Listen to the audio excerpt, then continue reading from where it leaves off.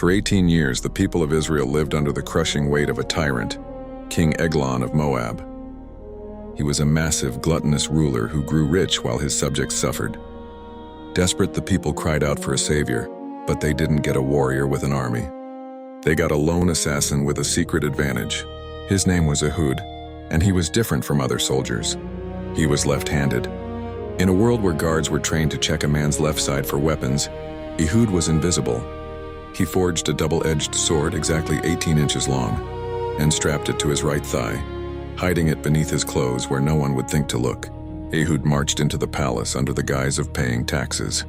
He delivered the tribute, bowing before the king, but as his group turned to leave, Ehud stopped. He turned back alone and approached the throne with a whisper. "I have a secret message for you, O king."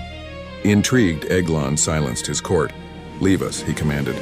As the servants filed out and the heavy doors clicked shut, the king stood up from his throne, expecting a divine revelation. He got one. In a blur of motion, Ehud reached with his left hand to his right thigh. Before the king could react, Ehud drove the sword deep into Eglon's stomach. The strike was so violent and the king so large that the handle sank in after the blade and the fat closed over the hilt. The weapon was swallowed whole. Leaving the king dead on the floor, Ehud didn't run. He calmly locked the doors to the roof chamber from the inside and slipped out through the porch. Outside, the king's servants returned. Finding the doors locked, they whispered among themselves, "He is surely relieving himself in the cool chamber." They waited and waited. They waited until they were embarrassed to look at one another. By the time they finally forced the doors open and found their master dead on the floor, the assassin was long gone.